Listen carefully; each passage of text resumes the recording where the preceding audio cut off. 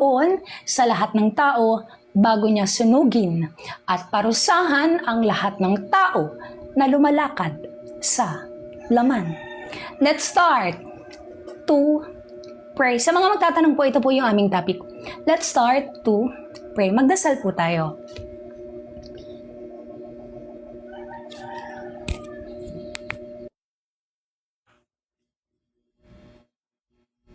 Panginoon, maraming salamat po sa araw na ito na kami ay pinagsama-sama niyo ngayong araw, ngayong hapon, para sa isang talata, sa isang salita na naman po na aming pagsasalu-saluhan gamit ang inyong banal na espiritu para tanggihan ang aming masamang laman sa kasuklam-suklam na nangyayari sa mundo.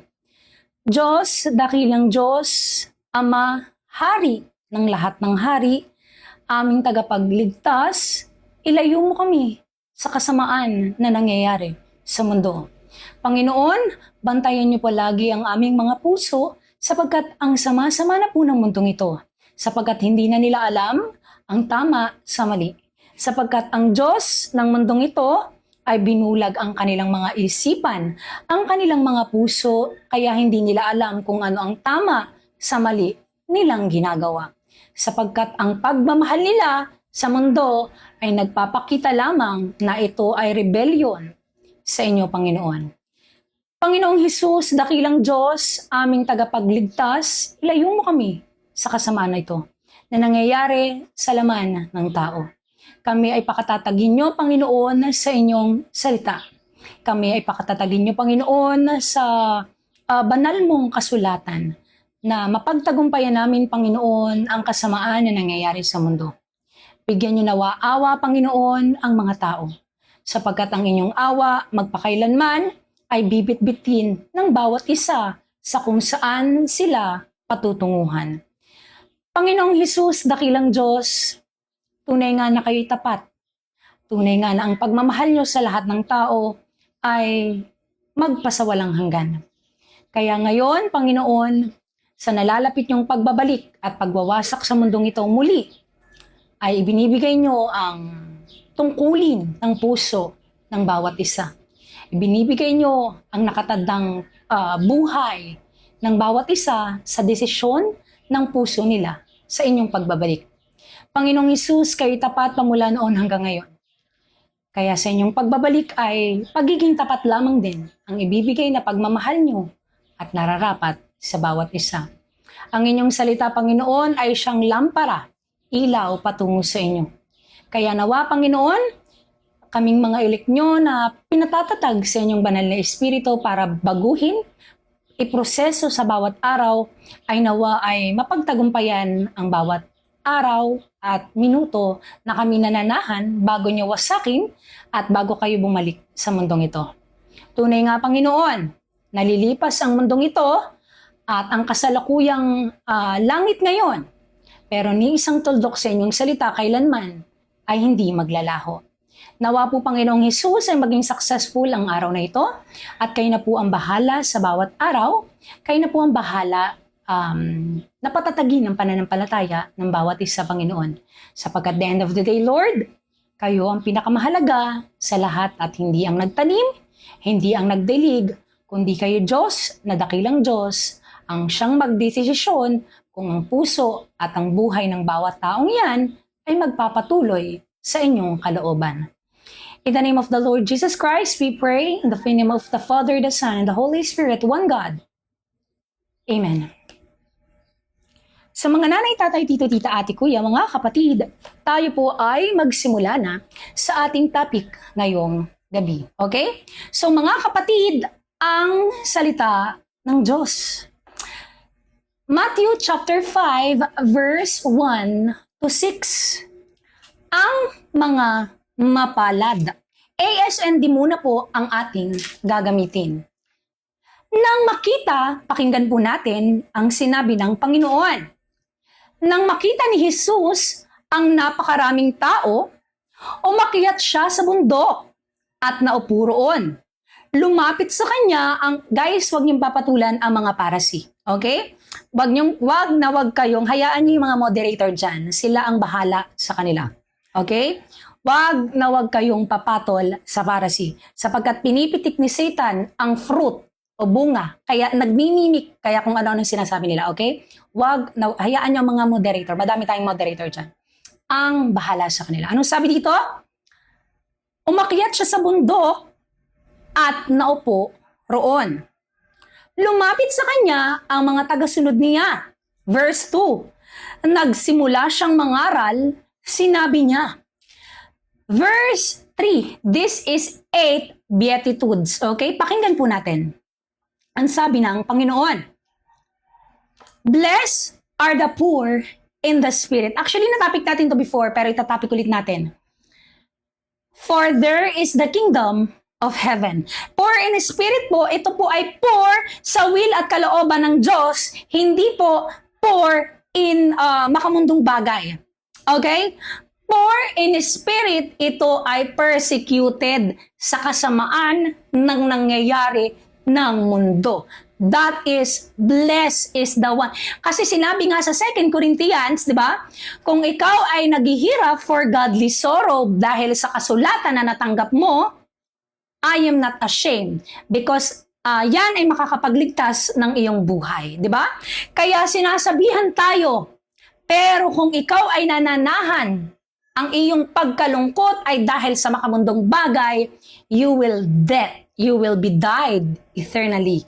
Okay? So ang sinasabihang blessed is the one who are poor in spirit, is yung mga taong malungkot sa kalooban dahil hindi alam ng mundo kung ano ang kagustuhan ng Diyos. Pakinggan nyo. Blessed are those who mourn, for they shall be comforted. Diba, umiiyak ka, pero dahil ng banal na espiritu, into your deepest heart, alam mo kung ano yung kalooban, pero you are comforted. Kalooban ng Diyos. But you are comforted. Diba? Ikaw ay umiiyak, pero ikaw ay i-comfort. May deep joy na nanggagaling sa iyong puso. Verse 5, blessed are the meek. Okay, Tagalogin natin. Mapalad ang mga nagpapakumbaba dahil mamanahin nila ang mundo. Amen! Kasi sinabi sa Proverbs, if you do evil for what is good, the evil will not depart from your house. Okay? Kung gumawa ka ng masama sa mabuti, ang masama ay hindi lalayo sa inyong tahanan. Puro problema, sakuna, puro matinding tribulation o pagdurusa ang dadanasin nyo. Ano yan?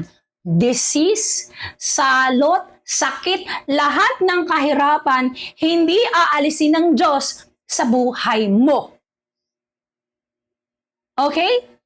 Kaya mamanahin ng mga taong nagpapakumbaba ang mundo. Verse 6, mapalad ang mga taong ang hangad ay matupad ang kalooban ng Diyos dahil tutulungan sila ng Diyos na matupad ito. Palakpakan niyo naman ang Panginoon. Amen! Amen? God always do what is right. So kung ang puso mo ay nasa kalooban ng Diyos, ano ang sabi doon? Kung ang iyong hinahangad ay ang righteousness sake ng Panginoon, tutulungan kayo ng Diyos, tutulungan tayo ng Panginoon na matupad ito. So ibig mong sabihin mga kapatid, bago ang Panginoon makrucify, sinabi niya ito sa mga apostol. Okay?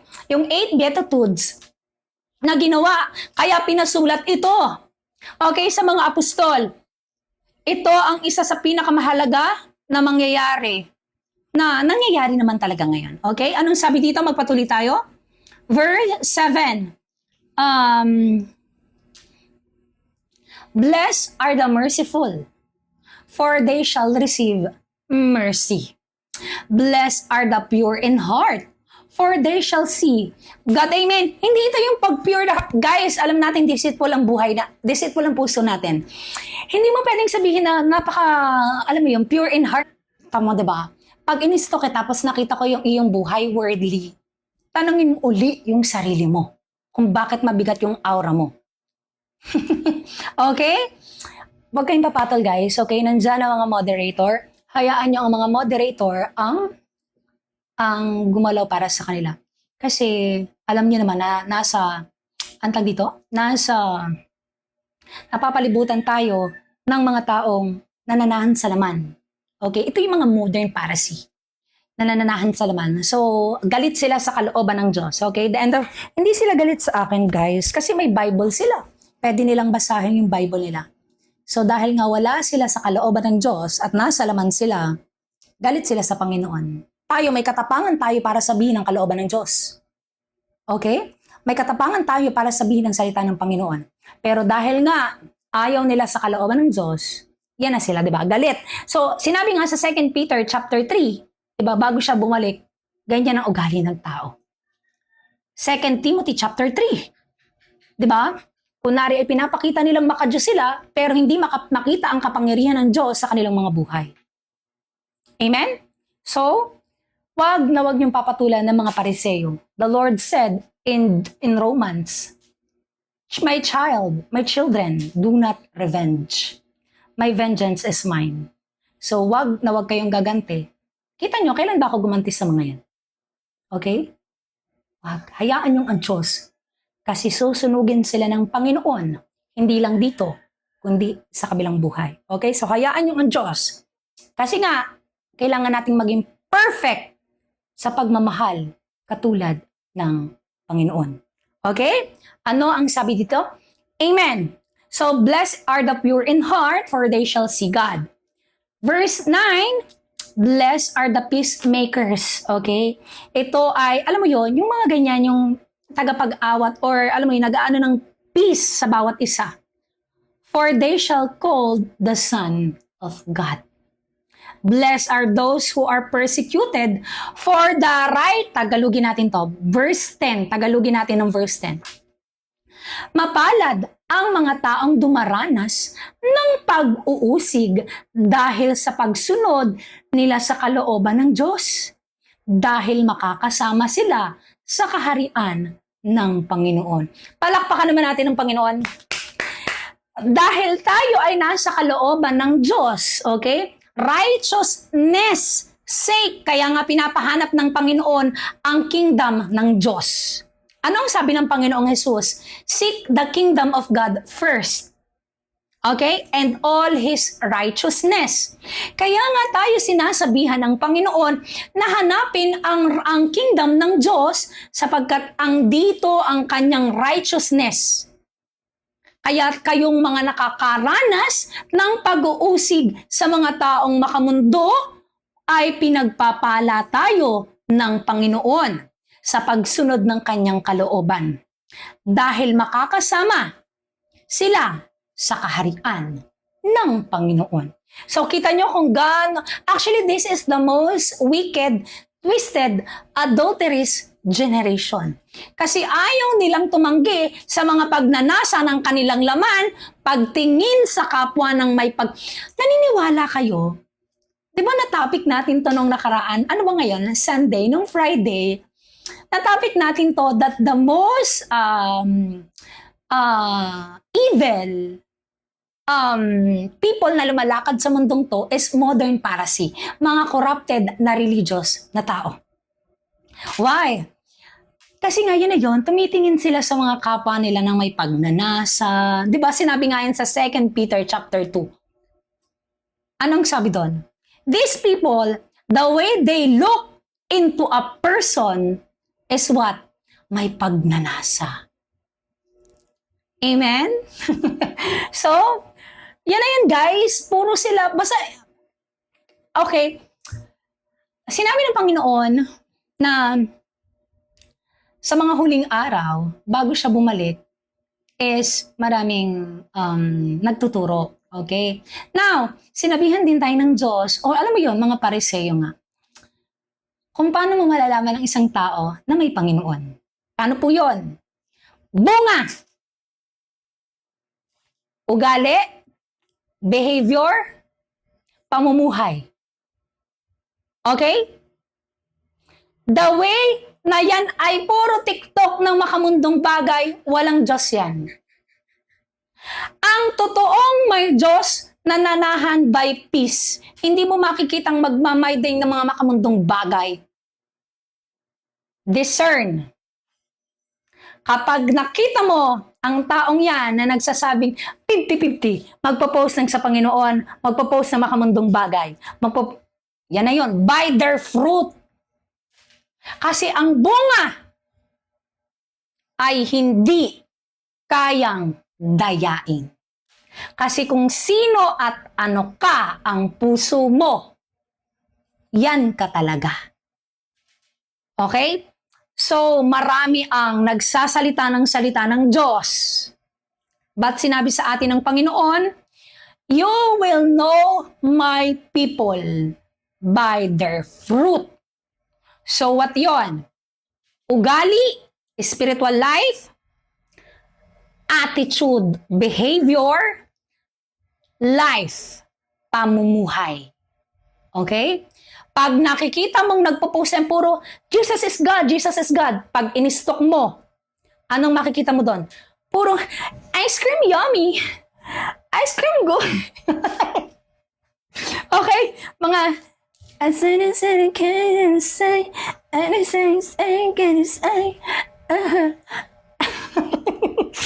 Basta lahat ng bagay, makakamundong ginagawa.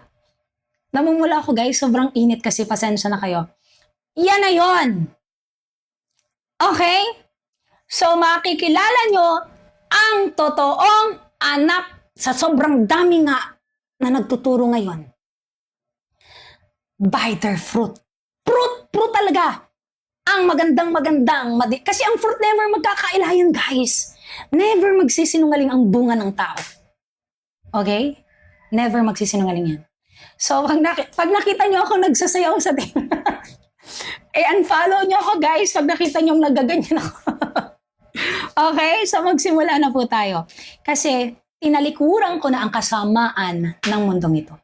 So, I am a new creation. Hindi na kayo makamundong bagay na magpo-post ng mga makamundong ganyan. Kasi, alam mo yon, nilihis na ako ng Panginoon sa kasamaan na nangyayari sa mundo yun. At saka nakakadiri na yung mga nangyayari sa mundo ngayon.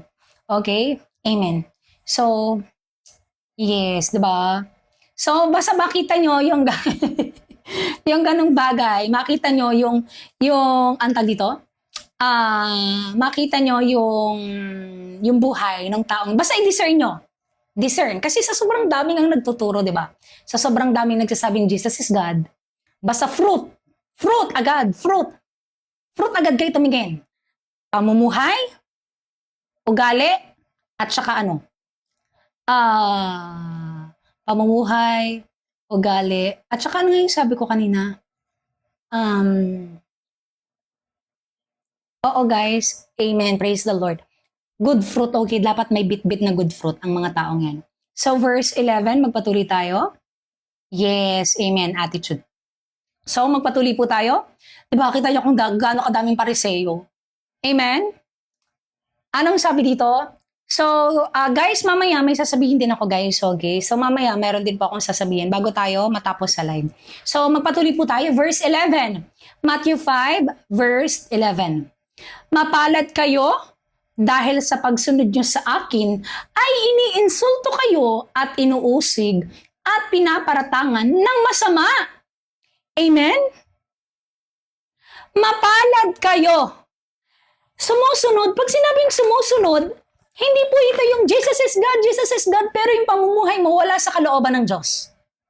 Okay?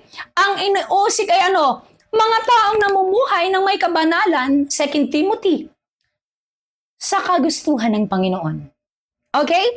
So kayo mga namumuhay sa kalooban ng Diyos ay mapalad sa pagsunod dahil iniinsulto kayo. Pinaparatangan ng masama. Ganon din ang ginawa nila sa mga propeta. Okay? Noong una. Kaya magala kayo, mga kapatid. Dahil malaki ang gantimpala nyo sa lang. Amen. Palakpakan nyo naman ang Panginoon. Diba? Anong sabi? kayong mga inuusig, yung sinasabihan ng mga masasama, ganon din ang ginawa nila sa mga propeta noon. Kaya anong sabi sa atin? Kayo ay magalak. At malaki. Pag sinabing malaki guys, yung gantimpala, siguro feeling ko ano to ha, kasi yung pinakamalaking gantimpala is, guys, hindi ito yung parang bibigyan ka ng sobra duper nakaharian na, hindi naman siguro, ano mo yun, dun pa lang sa napagtagumpayan ng Panginoon ang kamatayan, okay, at ibinigay sa atin ang buhay na walang hanggan, malaking gantimpala na ito sa lahat ng tao. So, ang feeling ko na malaking gantimpala ay mismong Diyos. Siya mismo, kasi He is greater than in heaven, di ba? So, kung babasahin niyo to sa English, sabi doon, for your reward is greater than in heaven. So, what is greater than in heaven? The Lord your God. So, mismong ang Diyos. Di ba? Pagdating sa paghahatol, hindi ka hahatulan, nakangiti. Ma'am Lentok, magandang gabi po. Nakangiti sa iyo ang Panginoon. Amen? Hindi ka dadaan sa paghahatol. Sapagkat ikaw ay nilihis ng Panginoon, hindi para hatulan, kundi para bigyan ng buhay na walang hanggan. Kasama siya dahil kayo ay nakaranas ng pag-uusig sa mundo. Yes, titulo at ang Diyos. Amen, Sir John. O, ito yun guys. Titulo at ang Diyos. So, yung parang pinakatitulo natin is kasama yung Panginoon, magpasawalang hanggan. Actually, sinabi to sa Jude chapter 1, guys. Kung babasahin nyo sa Jude chapter 1, wait lang. Nasaan ba dito? Sinabi dito, tanyo ha, tingnan nyo, darating ang Panginoon kasama ang mga banal niyang tao. Banal para hatulan ng mundo. Tingnan nyo ha. Yung mga saint, yung mga napagtagumpayan dito. Wait lang guys, isingit lang natin to. Tingnan nyo, sabi dito, wait lang ha. Sabi dito, ano sabi dito? Okay. Jude chapter 1 verse 14.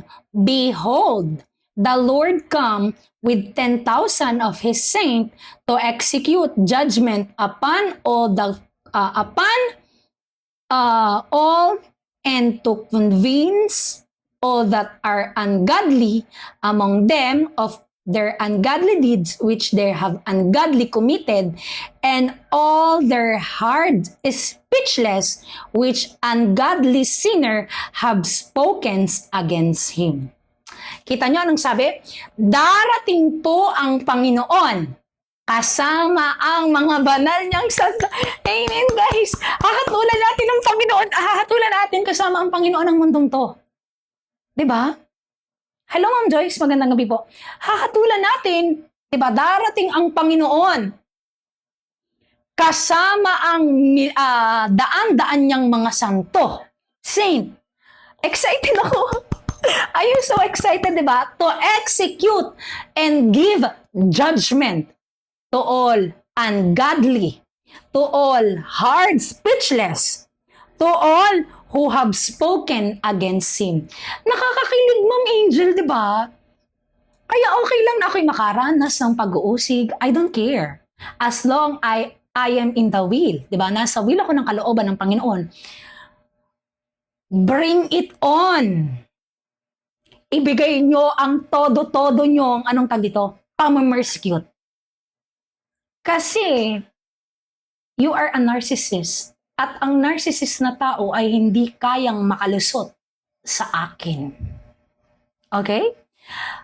A corrupted religious people is a narcissist, demonic spirit. Tagal kong madaming kasamang narcissist. So, hindi ako kayang pitikin o alam mo yun, pausbungin ng mga narcissist. Sabagat alam ko ang kanilang ugali. Amen? Amen! So, magpatuloy po tayo. Anong sabi dito?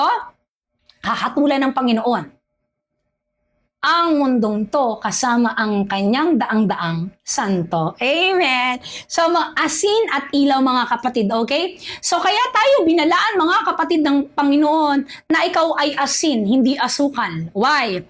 Mga kapatid, ang asin po ay nagpapalasa. Okay? The more na nagtuturo ka at iba ang turo mo sa mga makamundong corrupted na religious na tao, iba ang lasa niyan sa ibang tao. Okay? Sa mga narcissist na corrupted na religious, yan ay mapakla sa kanila sapagkat ayaw nilang tanggapin ang kalooban ng Diyos. Pero sa mga taong hinahanap ang pagmamahal, ang kalooban ng Panginoon, ito ay ano sa kanila? Asin. Kasi ang asin ay nagpapalasa. Okay? Nagpapalasa, season. Pakinggan nyo. Mga kapatid, verse 13, Matthew 5 verse 13, kayong mga tagasunod ko ang nagsisilbing asin sa mundo. So pag sinabing tayo'y kasunod, okay? Pag sinabing tayo ay disciple ng Panginoon, tayo mga kapatid ay hindi nakikiayon sa sistema ng mundo. Nasa kalooban tayo ng Panginoon. Amen. Ngunit kung mag-iba ang lasa ng asin, wala nang magagawa para ibalik ang lasa nito. Wala na itong pakinabang, kaya itatapon na lang at itatapak-tapakan ng mga tao. Amen. Yung parang dahil nga sa nangyayari ngayon, di ba, ang kasamaan, nangyayaring yung parang makikihalubilo ka sa kanila uli. Yung parang dahil nga ayaw mong ma-persecute, ayaw mong maganito, dahil ayaw mong kamuhian ng mga taong makamundo, anong gagawin mo? Babalik ka sa pagiging asukal. Ngayon, anong sabi ng Diyos? Wala na itong pakinabang. At itatapon lang ito ng Diyos at tatapak-tapakan lang ito ng mga tao. So kaya tayo be still. 'Di ba? Be still in everyday. Be still sa kalooban ng Panginoon kasi wala namang magagawa. May magagawa ang mga demonyo. Satan nga ay walang nagawa. 'Di ba? Kung si Satan nga ay walang nagawa sa Panginoon, yung mga tao pa kayang against sa kagustuhan ng Diyos? Amen? 1 Peter chapter 4 verse 16 to 19. Mga kapatid, mag-alala kayo kung kayo ay kinamumuhian ng mga tao sa mundo, sapagkat ang paghahatol o pagkokondem sa mga taong yan ay magsisimula sa pamilya ng Diyos. Kung mahirap maligtas ang mabuting tao, paano pa kaya ang mga taong puno ng kasalanan at galit sa kalooban ng Diyos? Be still. Okay? Kasi the end of the day, ang dami nating kakilala na mabuti. 'Di ba? Ang dami nating may kakilala ako talagang mabuti siyang tao. Pero sa Diyos nga, walang isa ni isang mabuti. Pero yung alam mo yon, yung mga kakilala natin, may kakilala tayong maayos, mabait, 'di ba? Pero wala sila sa kalooban ng Diyos, ay mahirap nang maligtas. Paano pa kaya yung mga taong, anong sabi? Galit sa kalooban ng Panginoon at puno ng kasalanan. So, alam mo yon, dito natin marirealize na ang wala talaga sa kalooban niya ay magsasuffer. Kasi even atheist or agnostic, naniniwala sila na mabuti silang tao.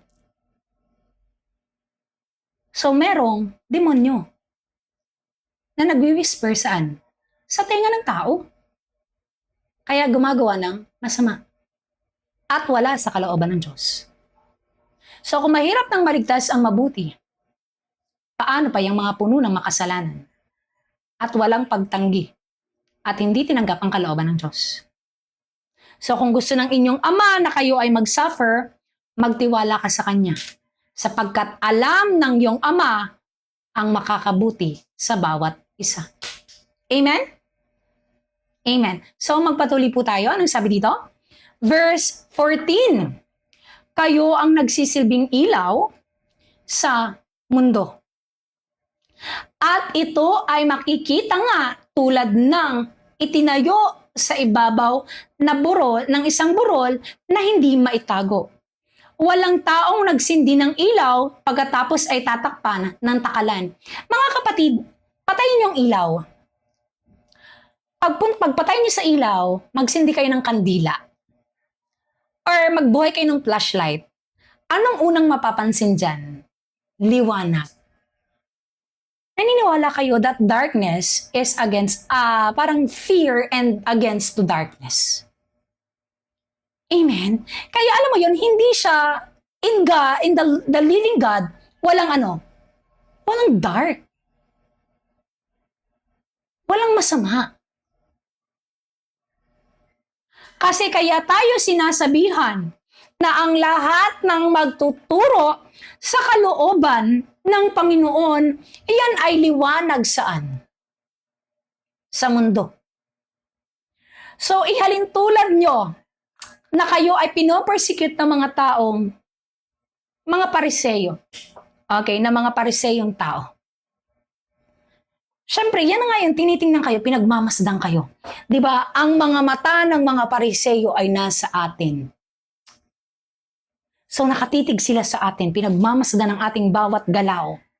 Kasi nga, hindi ma-overcome ng darkness, ang liwanag. Kaya anong laging ginagawa? 'Di ba pag nasa liwanag, laging may anino? Pansin nyo, sa liwanag, laging may anino. Ayan sila.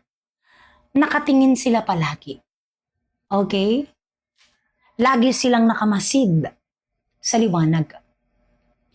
Dahil tayo ay nasa kalooban ng Diyos, lagi silang nakatingin. Para ma-mercy. Amen? So, yun na po yan mga kapatid. So, kaya tayo sinasabihan na kung ikaw ay nagsisilbing ilaw sa mundo, at ito ay nakikita tulad ng lungsod na itinayo, walang taong nagsindi ng ilaw pagkatapos ay tatakpan ng takalan. Sino nga naman ang taong magsisindi ng ilaw? Brown out. Diba? Brown out. Walang kuryente. Magsisindi ka ng kandila. Pag sindi mo ng kandila, bakit mo nga naman tatakpan ay madilim? Amen. Walang magtatakip niyan pagkatapos ay, diba? Anong sabi dito? Sa halip, ilalagay niya ang ilaw sa patungan upang magbigay ng liwanag sa lahat ng nasa bahay. Amen. Kaya nga tayo sinabihang alat at asin. Kasi yan ay laging nakamasid. Kasi sa mundong ito, iisa ang ginagawa ng tao. Puro kagustuhan sa kanilang laman, walang kabatasan, walang righteousness sake sa salita ng Panginoon. Pero kung ikaw ay nasa kalooban ng Diyos, walang kahit sino ang kayang makapagpatumba sa'yo. Amen? Kaya sinasabihan tayo na tayo ang dapat na nagbibigay liwanag kasi tayo ay itinalaga ng Panginoon sa ganitong kagustuhan niya, pamamaraan. Kaya sinasabi dito, verse 16, ganun din dapat ninyong gawin. Pagliwanagin nyo ang inyong ilaw sa mga tao upang makita nila ang mabubuting gawa nyo at purihin nila ang inyong Ama na nasa langit. Dito na magkakamero ng bearing good fruit. Pag nagdadala ka ng good fruit, di ba? Kinamumuhian ka ng mga tao. Makikita ng ibang tao na ikaw ay nasa kalooban ng Diyos. Yung mga taong dating malayo sa Panginoon, mapipihit mo ngayon ang puso para bumalik sa Diyos. At makikita nila ngayon ang mabubuting gawa natin. Kaya huwag kayong papatol ng masama sa masama. Okay? Hayaan yung magsalita sila ng masama kasi may moderator tayo. Okay? Andyan ang ating magigiting at ating mga kapatid na moderator. Purihin nyo naman yan, mga kapatid natin yan. Palakpakan nyo yung mga kapatid natin yan kasi, alam mo yon, sila ay ginagampanan nila ang trabaho nila sa Diyos, ginagampanan nila ang kalooban nila sa Panginoon sapagkat maraming ang pariseyo sa mundong to, ang mga kapatid natin dyan ay tumutulong sa atin para tulungan na mapalaganap ang salita ng Panginoon. Kaya hindi rin po biro yung ginagawa ng ating mga kapatid dyan, yung mga moderator natin kasi sila ay, alam mo yon, minumute nila yung mga taong gumagawa ng mga masasama 'Diba? So, lagi silang nandyan para protektahan at alisin ang masasama kasi yan si Satan. Nandyan lagi si Satan, galit sa salitaan ng Panginoon. Okay, magpatuloy tayo. Anong sabi dito? Upang makita nila ang mabuting gawa nyo. So, kapag tayo ay gumagawa ng mabuting, nagbe-bear ng good fruit, 'di ba? Fruit. Bakit ka lalapit sa isang tao? Lalapit ka ba sa isang tao dahil magaling siyang magturo? Actually, that is given. Kaya nga ang mga tao ay deceive ngayon, 'di ba? Pero lalapit ka sa tao dahil ng bunga. Ngayon, bakit ka lalapit sa puno? Hindi ka pupunta sa puno para kumuha ng ugat, ng dahon, ng sanga. Pupunta ka sa puno dahil ng ano? Bunga. Kakainin mo yung bunga di ba? So, ganun din yan. Kaya ka lumalapit sa taong yan kasi nga nasa kalooban ng bunga ng righteousness kingdom ng Panginoon. So, laging bunga ang bitbit sa kalooban ng Panginoon. Amen! So, lagi niyo pong tatandaan ang bunga ay hindi po manggagaling sa masamang puno. Okay? Ang magandang bunga ay hindi manggagaling sa masamang puno. At ang masamang puno ay hindi magbubunga ng mabuting bunga. So, kung ang masamang punong yan ay ang bunga ay masama at talagang totoong masama yan, ang bunga niyan. Pero kung ang bunga niyan ay mabuti, malamang ang kanyang pinag-uugatan, the Lord, the vine. Okay, John chapter 15, I am the vine and you are the branches. The Lord Jesus Christ. Okay? Kaya alam mo yun, dati pinapatulan ko yung, di ba, dati pumapatol ako sa mga barasi, ngayon, no, bahala sila dyan. Kasi nga, at the end of the day, ayaw talaga ng Panginoon na papatol ka eh. So, gusto ng Panginoon na, alam mo yun, kamuhian ka, magsalita sila ng masama sa'yo, okay na yun for good. At least the end of the day is nasa kalooban ka ng Panginoon. Okay, so magpatuloy tayo. Ang turo tungkol sa kautusan, mga kapatid. Verse 17. Okay, magpatuloy tayo. Anong sabi dito? Christ came to fulfill the law. Do not think that I have come to abolish the law. What is the law? Christ's law. Sa isang batas ng pagmamahal, kaakibat ay ano? Buong batas. So, pag nag-commit ka ng adultery, binabali mo ang pagmamahal ng Panginoon. Pag nag-commit ka ng pagsisinungaling, binabali mo ang pagmamahal ng Diyos. Pag nag-commit ka ng adultery, sexual immorality, greed, anong tag dito? Marriage, again, yung parang nakipag-divorce ka dahil sa divorce, adultery nga, part siya ng adultery, tapos nagpakasal ka ng panibago, binabali mo ang pagmamahal ng Diyos. So, sa isang batas, kaakibat ay ang lahat ng kabatasan. So, do not think that I have come to abolish the law or the prophets. I have not come to abolish the law, but to fulfill them. Amen. So, ito yan guys, yung about sa isang batas, kaakibat ang buong batas. James chapter 2, verse 10 to 11. Yan po yung verse. Ngayon, dahil nga mahal natin ang Panginoon, ayaw nating saktan, hindi tayo magkukumit ng sexual immorality, ayaw natin ng greed, galit tayo sa lahat ng masama. Kasi nga, kung tayo ay nasa kingdom ng Panginoon, kung tayo ay nasa kalooban niya, ang lahat ng ayaw ng Diyos ay ayaw mo. So, yan na po yun. Kaya sinasabi dito, hindi ako pumunta dito o bumalik dito para alisin ang batas. Dumating ako para tuparin yan sa pagmamahal. Verse 18, for truly I say to you, until heaven and earth pass away, not an iota, not a dot will pass from the law until all is accomplished. So, ibig pong sabihin, hindi po talaga maglalaho ang mundong to. Maglalaho po ang mundong ito at maglalaho ang kasalukuyang langit ngayon.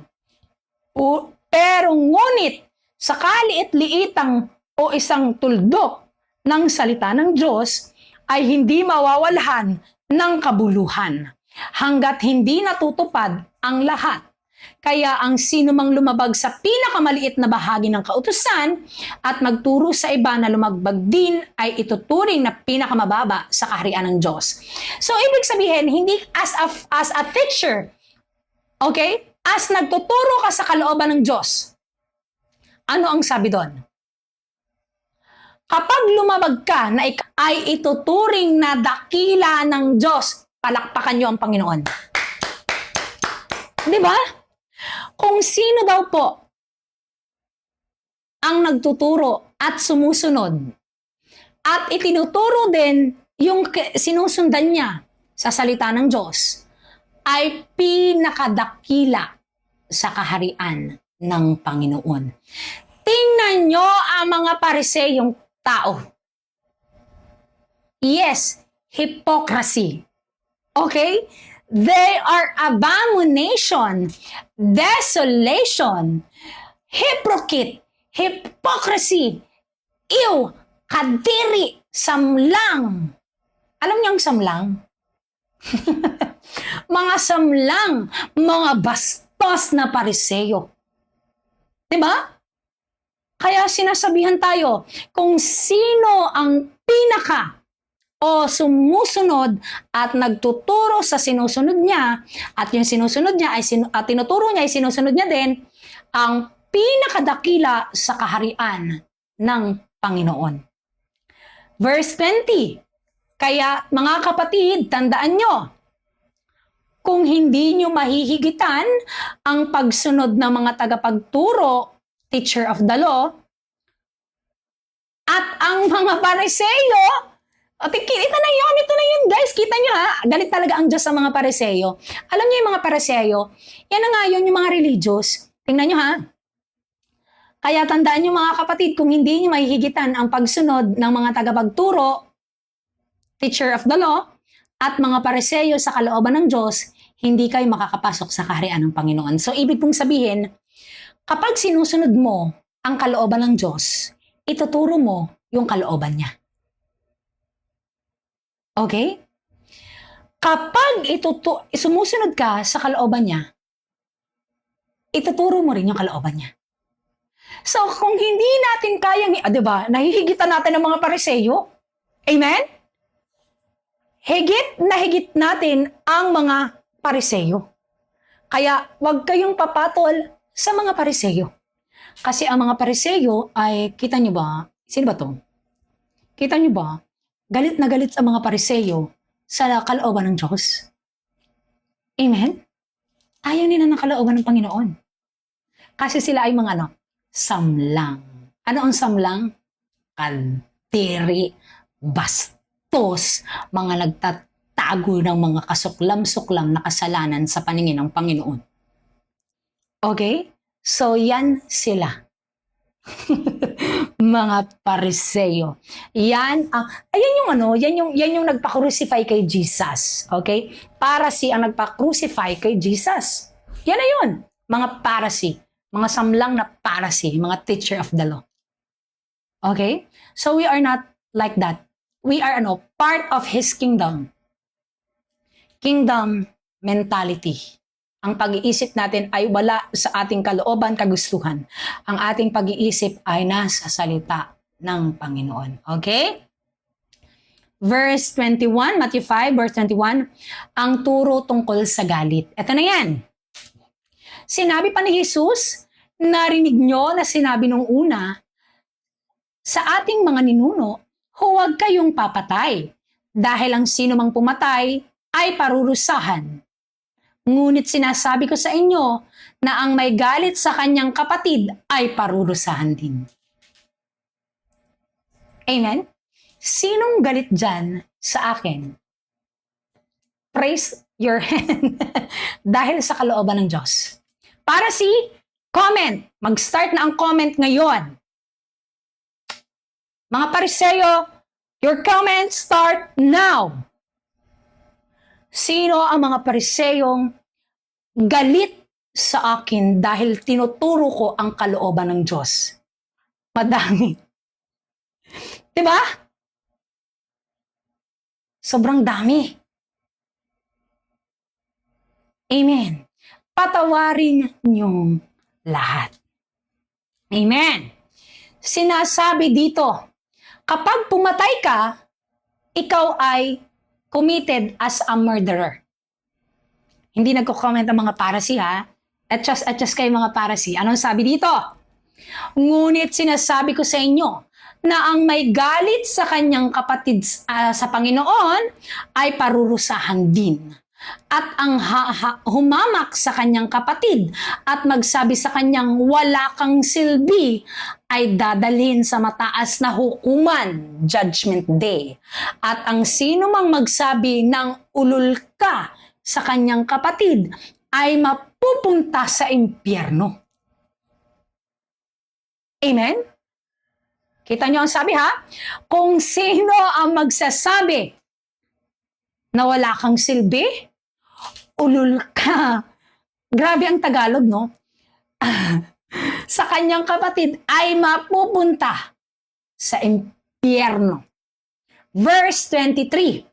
Kaya kung nasa altar ka at nag-aalay ng iyong handog sa Diyos at maalaala mong may hinanakit ka sa iyong kapatid, iwanan mo muna ang handog sa altar at ito na yun guys. Actually, nasa podcast to, napanood ko to sa isang podcast, sa isang sikat na part sa Western country, na hindi tatanggapin ng Panginoon. Actually, totoo to ha. Nasa Isaiah din to, hindi ko lang tanda yung verse. Hindi tatanggapin ng Panginoon ang iyong dasal o yung hinihiling mo sa Kanya o yung lahat ng sinasabi mo as long na nagsalita ka ng masama sa iyong kapwa. Kaya anong sabi dito? Makipagkasundo ka muna sa iyong kapatid at saka ka bumalik sa Diyos. Yes. Hindi po. Ano mo yun? Kahit pa dumasal ka ng mercy, pero wala kang pagbabago sa iyong buhay, hindi papakinggan ng Panginoon kasi nga hindi ka nakikipagkasundo sa iyong kapatid na ginawan mo ng masama. Ano ko to napanood ko to sa isang podcast, hindi ko nga nakuha yung video guys, pero alam ko na, alam mo yun, na ito ay nasa, anong tag doon? Na nasabi to about yung mga taong ayaw magkasundo is what? Demonic. Okay? Demonic. Kaya tayo sinasabihan na ang magsasabi, okay? Ibig pong sabihin dito, mga kapatid, ang pagpatay po sa kapwa noon ay alam natin na physical. Pero ngayon, ang pagpatay ngayon sa kapwa is what? Kinamumuhian ang kapwa. Ngayon, tatanungin ko po muli sa mga kapatid nating Pariseo na nandito. Sino po ang galit kay Miss Tinay? You can DM me. Direct message on me. Para makipag-usap sa akin ng mas maayos. Amen? Sino ang galit kay Miss Tinay? Comment. Diba? Comment. Para nagko-comment na sila.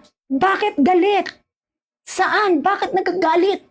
Anong kinagagalitan? Bakit po nagagalit? Yun ang tanong, bakit nagagalit? Bakit kayo nagagalit? Dahil may katapangan akong magsalita ng salita ng Diyos? Kung ang tinuturo ko ay pang sarili ko, even ako magagalit ako sa sarili ko. Pero kung ang tinuturo ko ay salita ng Diyos, bakit nagtuturo? Diba? Bakit magagalit? Natatamaan sila.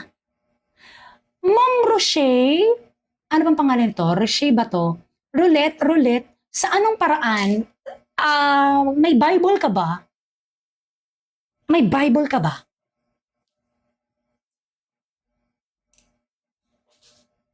Galit sila sa Diyos pag ganyan. Iyan ang kinatatakutan nila, ang katapangan sa salita ng Diyos. Amen. Diba? Kung meron kang Bible at Bible mo ay katulad ng Biblia na binabasa ko, bakit ka magagalit sa akin? Nagbabasa ka ba ng salita ng Diyos? Ang sabi ng Panginoon, verse 25, pakinggan nyo. Kapag may magdedemanda sa iyo, makipag-ayos ka kaagad sa kanya habang papunta pa lang kayo sa hukuman. Dahil kapag nasa hukuman na kayo, hindi ako people pleaser, hindi ako magpi-please ng tao. Hello? Hindi ako inilagay ng tao. Hindi ako inilagay ng Panginoon para i-please ang mga laman ng mga taong yan because I am not a clothing, a sheep. Hindi ako yung nagpapanggap na mabuti. Di ba? Kasi wala naman talagang mabuting tao. Only the God, the living God, is the one who is good. So, ang clothing sheep is what? Napapanggap na mabuti na, you are saved by grace. You are saved by the living God. Gawin mo ang gusto mong gawin. Mabubuhay. Amen? Hindi. I am not a people pleaser. Diba? Hindi ako magpi-please ng tao.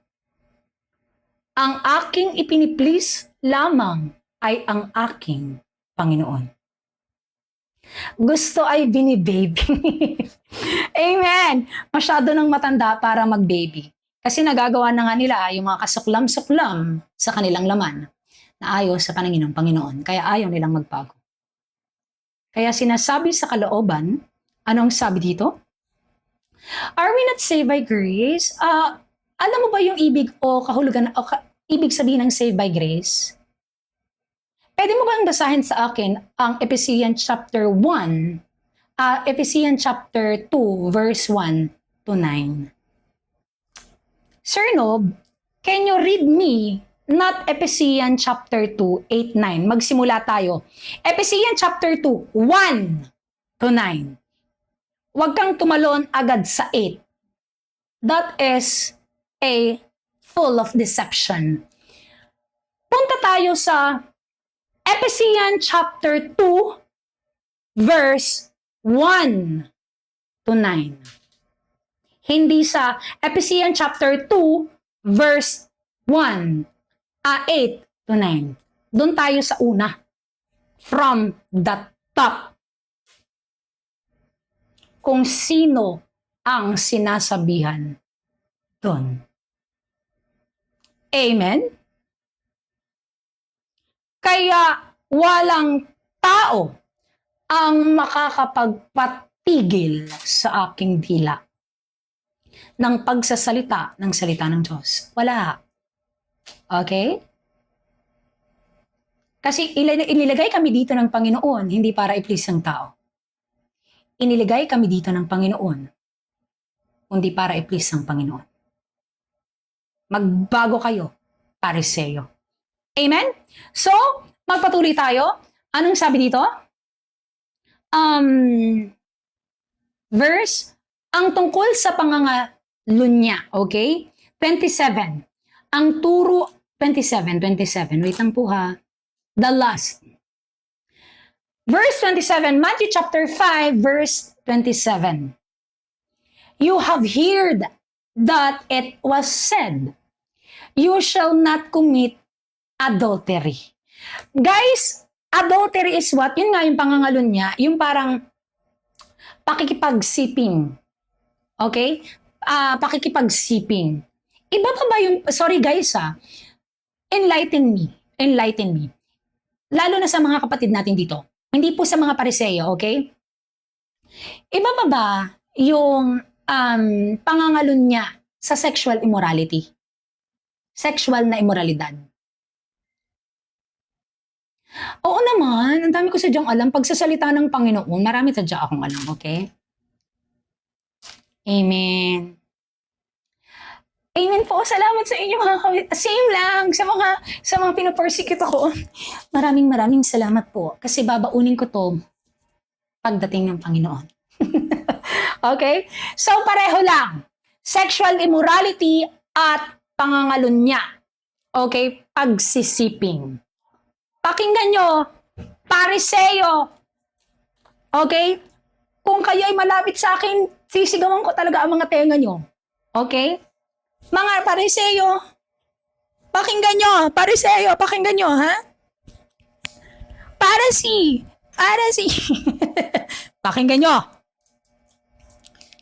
But I say to you, Tagalogin natin para mas kasindak-sindak.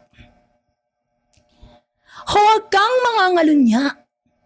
Ngunit sinasabi ko sa inyo na ang tumingin sa isang babae o sa isang tao nang may masamang pagnanasa ay nagkakasala ng pangangalunya sa kanyang isip. Eto na yan. Bakit ang mga Pharisee ay ayaw tumigil sa panonood ng pornography? Bakit po ayaw tumigil ang mga Pharisee na manood sa pornography? Bakit? Kasi gusto nilang magkasala sa isipan. Amen? Ay, sorry guys, yan. Okay? Bakit po ang mga Pharisee ay ayaw tumigil sa panunood ng pornography? Diba? Kasi sabi nga ng Diyos, the lust of your eye, the lust of your body does not come from the Father in heaven, but from the world which comes pride. Pakinggan nyo. Bakit ka? Anong sabi doon? Ang may pagnanasa sa kanyang kapatid. Sa pagnanasa sa kapwa. Ang panonood po, sa ganito, di ba? Pupunta ka ng CR, punta ng kwarto, di ba? Gagawa ka ng isang bagay na ayaw ng Diyos. At ang mga taong ito ay nagkasala sa kanyang isipan. Amen? Ang mga ganitong klaseng tao, verse 29, mga Pharisee, pataasin niyo pa ang views. Pariseo, go, tap, okay? Tap, Pharisee, tap. Anong sabi? Kayo ay nagkasala sa inyong isipan. Kaya, kung ang kanang mata mo ang dahilan ng iyong pagkakasala, dukutin mo ito at itapon. Mas mabuti pang mawalan ka ng isang parte ng iyong katawan kaysa sa buo mong katawan ang katawan mo pero itatapon ka naman sa impyerno. So dito, binibigyan tayo ng ultimato ng Panginoon. Hindi naman po ito parang sinasabihan tayo talaga dito ng Diyos na kapag hindi mo talaga kayang tiisin yan, mas mabuti pang dukutin mo yung isa mong mata. Why? Kasi ayaw nga ng taong magbago. Walang, diba, kung hindi mo bibigyan ng ultimato, ay hindi, diba, walang pagbabago. Ganyan talaga ang mga Pariseo. Okay? So mga Pariseo, anong gagawin? Tap. Share. Tap. Share. Tap. Share. Amen? Anong sabi dito? Verse 30. At ang kung kanang kamay mo ang dahilan ng iyong pagkakasala, putulin mo at itapon. Mas mabuti, bakit ka gumagawa ng mga masasamang bagay? Lollipop muna. Diba? Bakit ka nag-PPM dyan ng kung gano'n?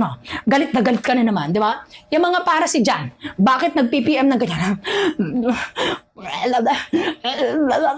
Sabi ko, diba? So dahil nagkasala ang iyong kanan o kaliwang kamay, mas mabuti pang putulin mo kaya ka nagsasalita ng masama sa iyong kapwa. Diba? Kaya sinasabi na, o kaya gumagawa ka ng mga yun nga, sexual na. Sin is dangerous. Romans 7. Basahin natin. Napaka-dangerous ng kasalanan. Tingnan nyo ha. Basahin natin kung gaano ka-dangerous ang pagkakasala. Ang sin, kung gaano ka-dangerous, hindi yung pagkakasala, sorry. Yung pagkakasala nga ay nasa nature. Kaya pero nandiyan ang spirit para tayo ay magkameron ng self-control at tanggihan ng ayaw ng Diyos. Kaya pag nagkasala kayong mga nasa kalooban ng Diyos, repent, then change. Patuloy lang, huwag titigil. Pero yung mga, eto, pakinggan nyo ha, Romans 7. Kung bakit napaka-deadliest ng kasalanan. Tingnan nyo, Romans 7. Sinabi dito ng Panginoon, good. Does this mean that something that is good brought me to death? No, it was sin that used the good command to bring me death. This show how terrible sin really is. Ibig sabihin, kung walang command, wala kang i-obey. Kung walang utos, walang babaguhin. So kaya may utos, may dapat baguhin. Kaya may command, may kasalanan. Di ba? Kasi kung walang kasalanan, walang susundin. Ay di dapat hindi na namatay yung Panginoon na crucify kung walang kasalanan. Kaya sinasabi dito, hindi dahil sa mabuti, kaya ka sumunod. Yung mabuti ay napakinggan mo kasi napakalala ng sin. How terrible sin is. It was the sin used the good command to bring me death. So kung may command, 'di ba? Yung command ay mabuti para baguhin ka, ang magbibigay sa iyo ng death saan? Sa flesh. This shows that how terrible sin is. Romans 7:12-13. Talagang as in. Ano bang Tagalog ng terrible? Nakakamatay? Nakakamatay. Dilubyo. Diba? Victor, grabe. Diba? Tama, Victor, ka magsalita ng ganyan tapos ang nakalagay sa yung salita ng Diyos. Parallel lines only meet in eternity. Tingnan mo, mga sinasabi mo tapos nagsasalita ka ng, diba? Kaya galit ang Panginoon sa mga Pharisee talaga. Bakit? May mga nakasulat sa kanila ng Panginoon. Mga ganyang salita. Pero nagsasalita ka ng ganyan. Hindi na ba kayo nahihiya sa Panginoon? Nakabayo pa kayo ng mga eternity? I live with God. Yung mga ganun, hindi na kayo nahihiya? May kahihiyan pa ba kayo? Diba? Ewan ko na lang, hindi ko na alam. Hindi ko na alam kung anong gagawin sa mga taong to. Ngayon ko, bahala na. Diyos na talaga guys. Wala na. Hindi ko na alam. Bahala sila. Wait lang mga kapatid. Mag-aayos lang ako nga ng buhok. Hindi ko na alam kung anong dapat gawin sa kanila talaga. Nagawa ko na talaga ang dapat gawin. Pero puso nga talaga, di ba? Sabi nga ng Panginoon, talagang puso, hayaan mong ang Diyos, kung ipagpapakumbaba nila yung puso nila, talagang ang Diyos ang magbabago. Pero dahil ayaw nga nilang ipagkumbaba yung puso nila, so yan nga yan guys. So hayaan na lang natin. Pagdasal na lang natin, okay? So magpatuloy po tayo. Anong sabi ito? Mga kapatid, verse 30. At kung ang kanang kamay mo ay nagkasala, kanang kamay mo ang dahilan ng iyong pagkakasala, putulin mo ito at itapon. Mas mabuti pang mawalan ng isang parte ng katawan kaysa buong katawan mo, pero itatapon ka naman sa impyerno. So mga kapatid, ito yung sinasabi sa atin ng Panginoon kung bakit sin ay deadliest, napaka-deadliest ng sin kung wala tayong self-control. Guys, alam naman natin, kapag tayo ay na-born again, di ba? Hindi talaga tayo kakana or gagawa ng ayaw ng Diyos. Ito po ay para sa mga na-born again sa Spirit ng Panginoon. Kasi ang mga taong na-born again sa Spirit ng Diyos ay meron pong, alam mo yun, may fear sa puso nila sa Panginoon. May respeto sa salita ng Diyos. Actually, nahihiya ako sa, alam mo yun, hindi ako nagagalit sa mga Pharisee, naawa ako sa kanila. Why? Sapagkat tinakpan ng Panginoon ang kanilang isipan, ang kanilang tenga, ang kanilang mata para hindi sila makarinig at makakita.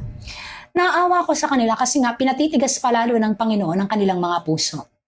Ngayon, alam mo yun, imbes na magalit ako sa kung ano yung ginagawang mga story, ginagawang ganito, hindi na guys, kasi alam mo yun, naawa ako kasi nga kilalang kilala ko ang Panginoon. I mean, God is infinite. Hindi ko siya totally alam o lubusang kasi nga walang I know His will. I do not know because He is infinite. Hindi natin makikilala ng buong buo yung Diyos kasi nga infinite siya. But we know Him kasi nga we know His will.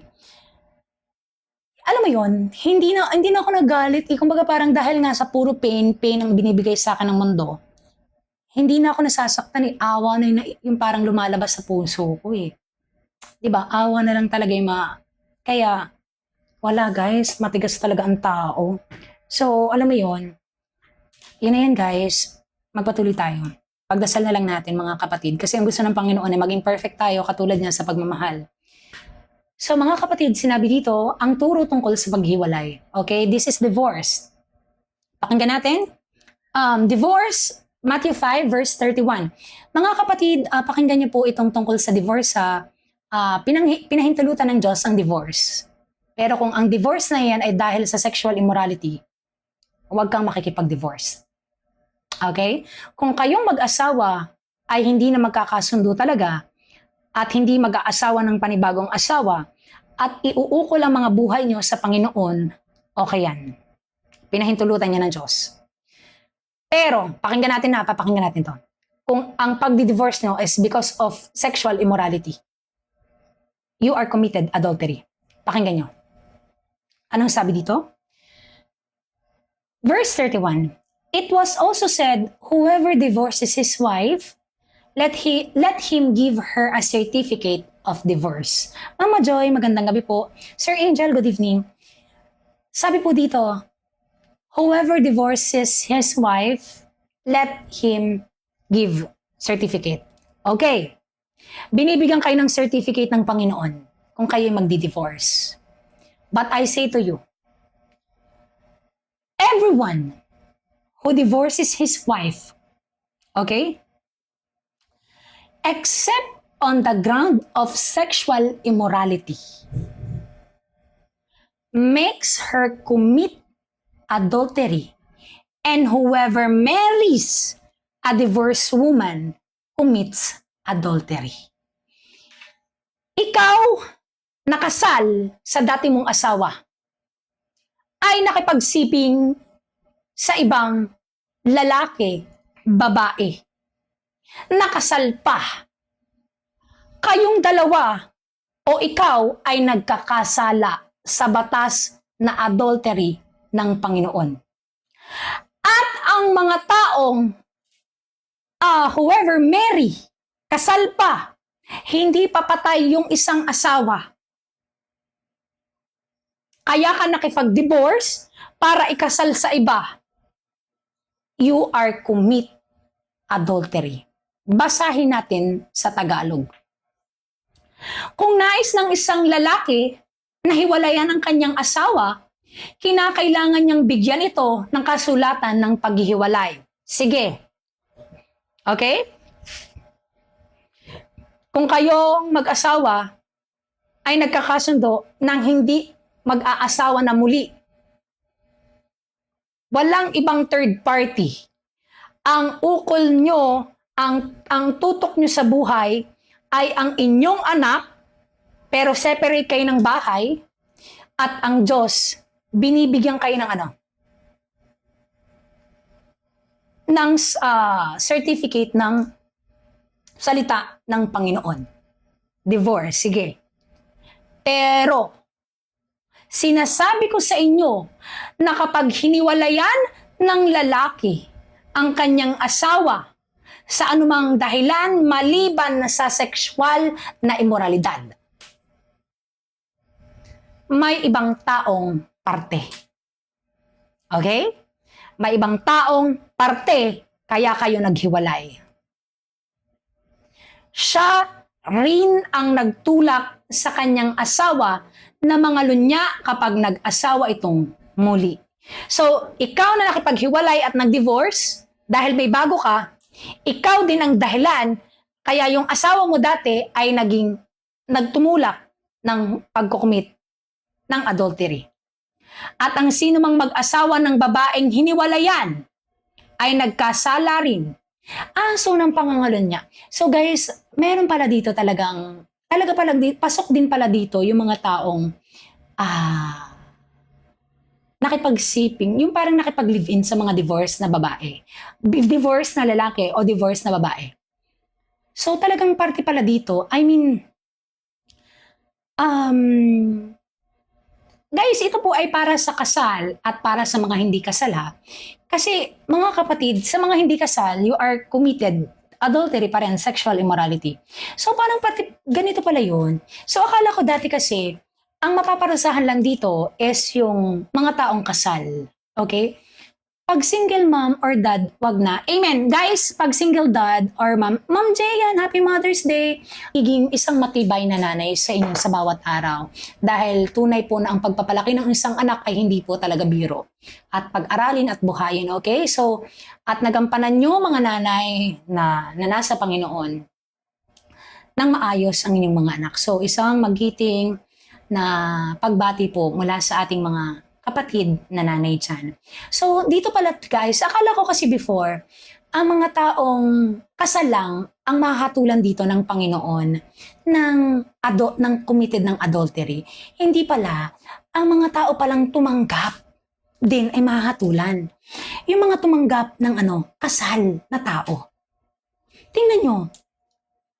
At ang sino mang mag-aasawa ng babaeng hiniwalayan ha, divorce, ay nagkasala rin ng pangangalon niya. So, ibig pong sabihin, ang mga taong tumanggap ng ito na yung sinasabi sa Proverbs. Yung, my son, yung sinasabi sa Proverbs na, huwag kang magpapadala sa babaeng bulaan ang salita. Masyadong matalinhagang magsalita. Okay? Kasi dadalhin ka niya sa bahay niya at hindi mo na malalaman pabalik ang daan. Okay? So, yun na pala yun. So, ito na yun guys kasi dito natin masasabi at marirealize na talagang magiging fair po ang Panginoon. Magiging justice pala talaga ang Diyos sa lahat. Kasi nag-commit ka sa taong kasal kahit alam mo na ayaw ng Panginoon. So talaga palang, di ba, kita nyo kung gaano ka-deadly, sobrang dead. Tatanungin ko po kayo ha, mga kapatid, sa Panginoon. Madami po ba ngayong hindi kasal? Kasi ako dati, nakipag-live-in ako dati hindi kasal, okay? Nakipag-live-in ako dati sa ex ko, ayaw ng Panginoon. Ito pa, tatanungin ko kayo. Marami po ba ang nasa generation ngayon natin na halos lahat divorce pero may kanya-kanyang bagong asawa? Ang dami. Ang dami. Amen. Yes. Sobrang dami. Na-normalize. Actually guys, ako hindi ako magpapakahiprokit sa lahat. Kasi meron po akong kamag-anak na hindi ko alam kung naka-4 o 3 kasal. Buhay pa yung mga asawa niya. Yes. Parang 3. Marami. Kasi meron po akong kamag-anak, naka-3 siyang marriage. At yung una niyang asawa, buhay pa. Okay? At yung pangalawa niyang asawa, buhay pa. Yung pangatlo niyang asawa, yun na yung present niya.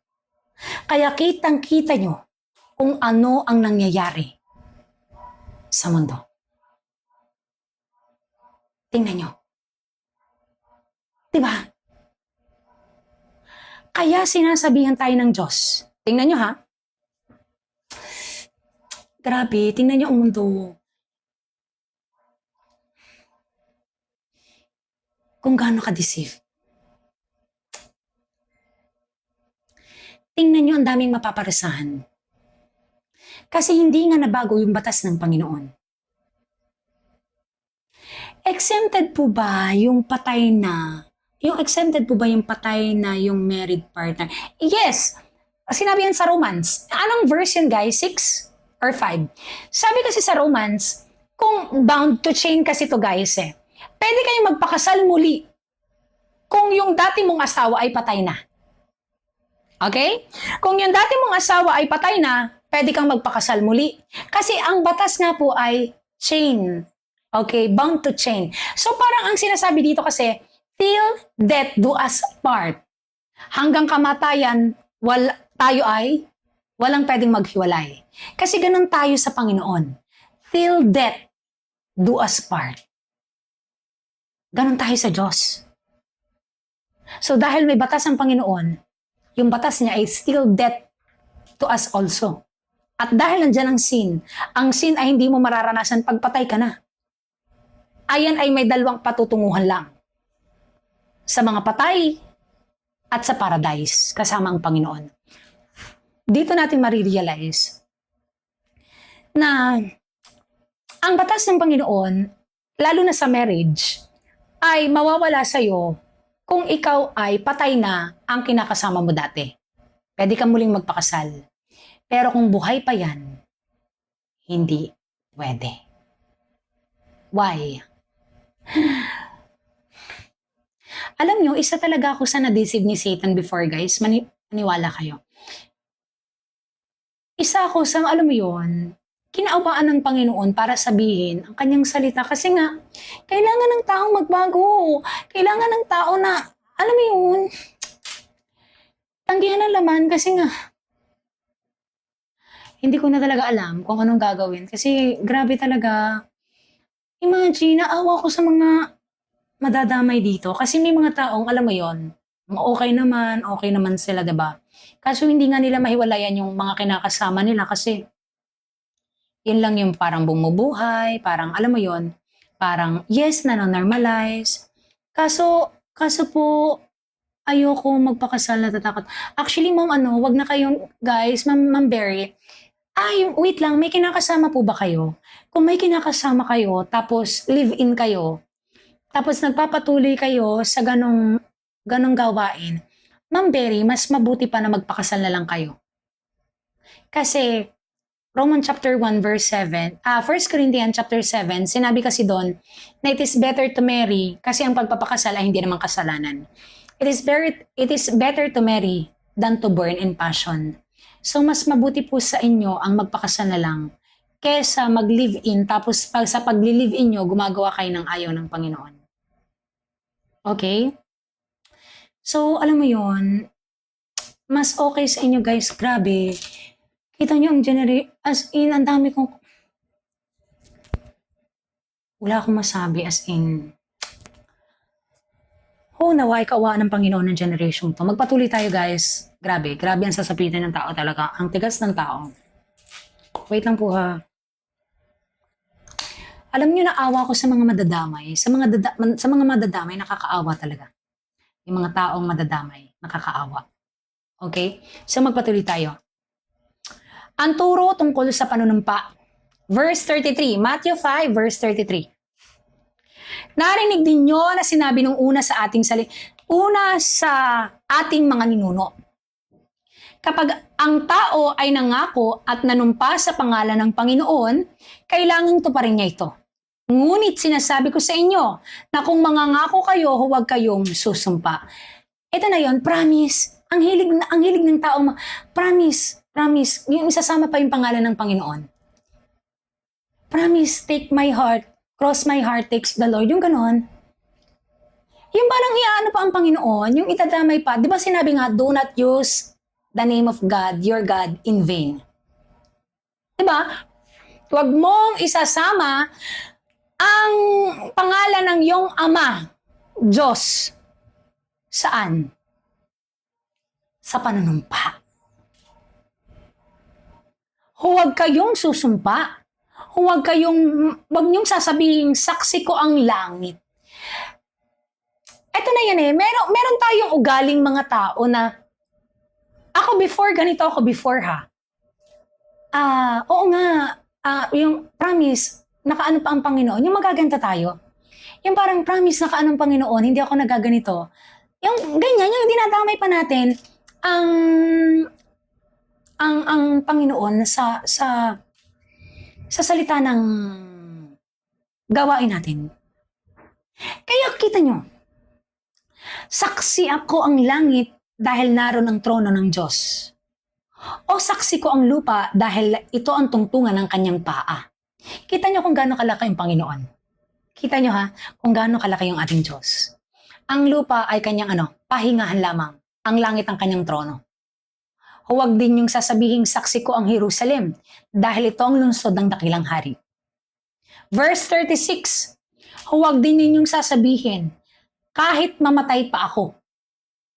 Dahil ni isang buhok mo ay hindi mo kayang paputiin o patiin. Ito na yan. Actually, dati may ugali akong ganito. Nung ako ay makamundong tao, nagsasabi ako ng, kahit mamatay pa ako, hindi ko talaga ganyan, hindi ko talaga kinuha yan. Yung nalilate ako sa, alam mo yon, sa pagpapasa ko ng ganito, sa mga ganyan, sasabihin ko pa sa aking mga kasamahan, kahit mamatay pa ako guys, oo nga, promise, hindi ako, ganito ako dati nung nag-aaral ako, ng college. Kita nyo kaya sinasabihan talaga tayo ng Diyos at kinaawaan tayo ng Panginoon. Huwag na wag nyong sasabihin, kahit hindi nyo nga kayang paputiin o paitimin ang inyong buhok. Verse 37, sabihin mo na lang na oo kung oo at hindi kung hindi. Dahil kung manunumpa kayo, galing na yan sa dyablo. Ito na yan. Totoo yan. Totoo yan. Totoo yan guys. Totoo yan. Huwag kayong manunumpa. Huwag kayong magsasabi ng, oo nga, promise, cross my heart. Ang Diyos ay saksi. Yung nga ganon. Totoo po yan.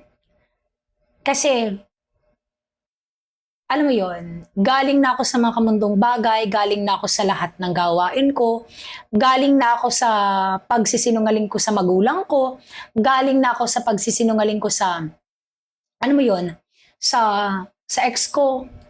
So, alam mo yun, talagang lahat ng yan, kapag nagsabi ka, pakinggan nyo, ng panunumpa, ay hindi na po yan galing sa Diyos. Galing na po yan saan? Sa dyablo. Kung sasagot ka sa tao, yes or no lamang. Amen? Guys,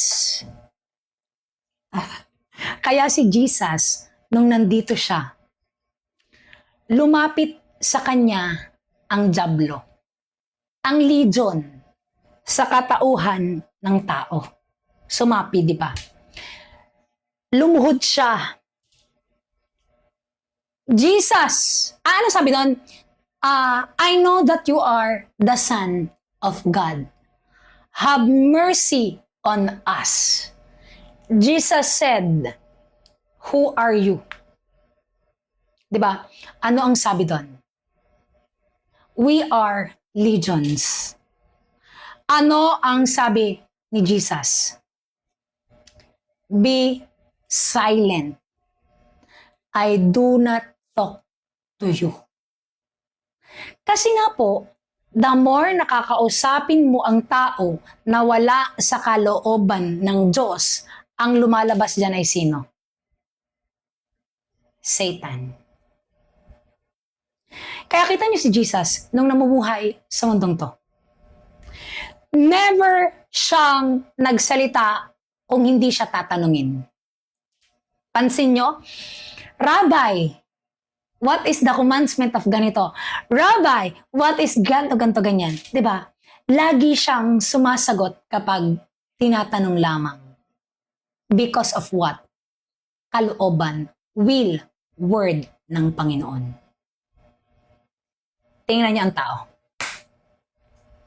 Walang pagbabago. Kaya sinasabihan tayo dito, sabihin mo lang na oo kung oo, hindi kung hindi. Dahil kung manunumpa kayo, galing na yan sa dyablo. Okay? Verse 38. Sabi dito, huwag magiganti mga kapatid. Ito na yan. Sinasabihan tayo na huwag tayong maghihiganti sa kahit na ano na ayaw na ginawa ng mga parasi sa atin, di ba? Kasi tayo ay kinaawaan ng Panginoon. So, ibig sabihin, hayaan mo ang mga tao na magano. Hayaan mong ang tao ay persecute ka. Basta huwag kang maghihiganti. The Lord said, narinig nyo na sinabi nung una, mata sa mata, ngipin sa ngipin. Ito na po yan. Tingnan sa mundo. Ang mga taong naniniwala, yung mga parasi, okay? Yung mga religious na corrupted na tao, alam niyo ba na hindi sila nagpapatawad? Naniniwala kayo, hindi yung mga nagpapatawad. Sila po ay mga naniniwala sa Diyos pero hindi nagpapatawad sa kapwa. Okay? Yan ang pariseyo. Narinig nyo nung una, mata sa mata, ngipin sa ngipin. Ngunit, sinasabi ko sa inyo, huwag nyong gantihan ng masama ang gumagawa sa inyo ng masama. So yun na yan. Kung sampalin ka sa kanang pisngi, iharap mo pa ang kaliwa. Verse 40, kung ihabla ka ng sinuman at kunin ang iyong damit, ibigay mo na rin pati ang iyong balabal. Verse 41, kung sapilitang ipapasan sa iyo ng isang sundalo ang dala niya ng 1 kilometro, dalhin mo ito ng 2 kilometro. Bigyan mo ang nangihingi sa iyo at huwag mong tanggihan ang nangihiram sa iyo. So, anong sinasabi sa atin ng Panginoon? Martyr sa ugali ng Diyos. Martyr sa kalooban ng Panginoon. Kasi ang mga taong wala sa kalooban ng Diyos ay ano? Diablo. Yan ang diablo. Kaya nga sila nag-rebellion sa Panginoon. So ang mga taong sumusunod sa kalooban ng demonyo ay ano? Anak ng diablo. You are the son of the snake, Jesus said. Your father is the murderer from the beginning. And you are the son of the snake. Kaya ayaw mo sa kalooban ng Panginoon. Anong sabi doon? Because from the beginning, you are the son of the snake. Kaya tayo sinasabihin mga kapatid, ang mga taong galit sa kalooban ng Diyos, kasi kaya nga kayo, hindi ikaw ang kinamumuhian niyan.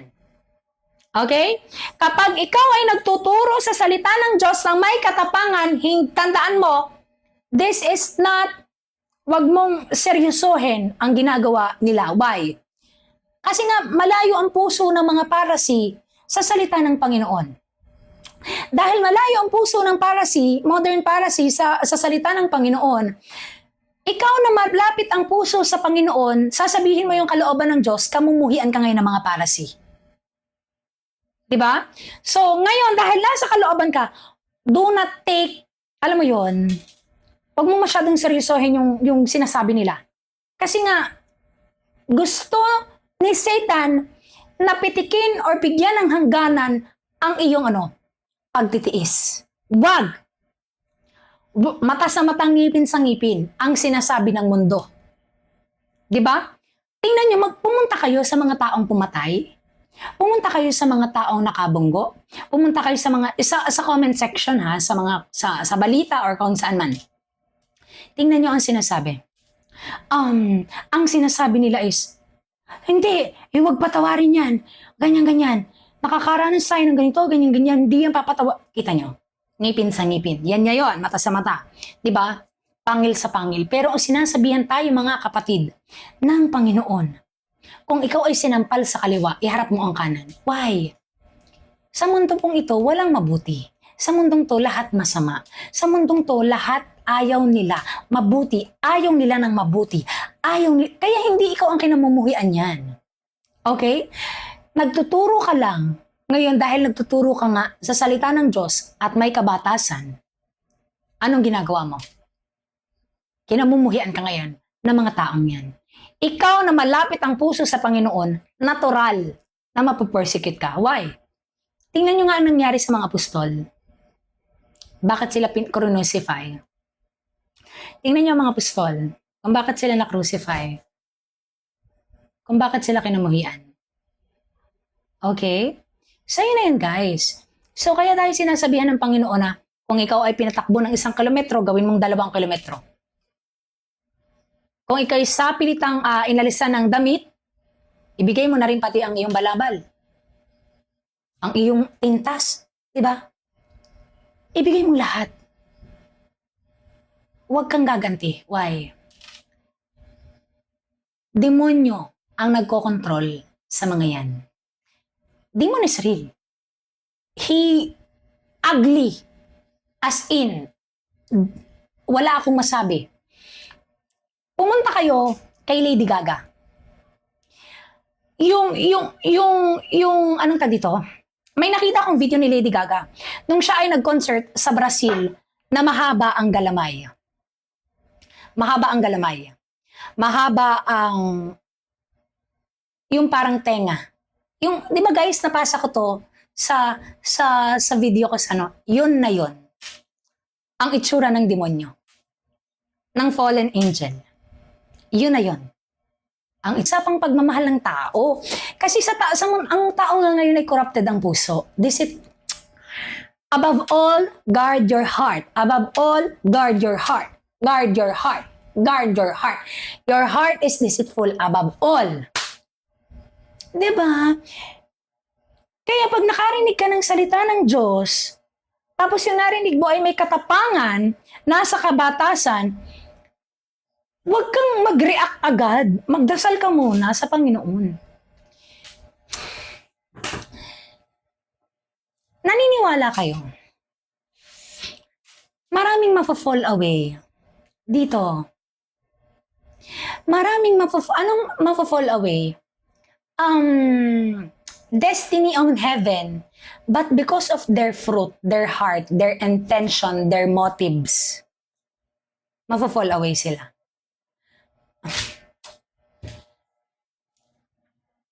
Ano nga po yung 5 kasalanan ng tao na nagagawa bukod sa sexual immorality?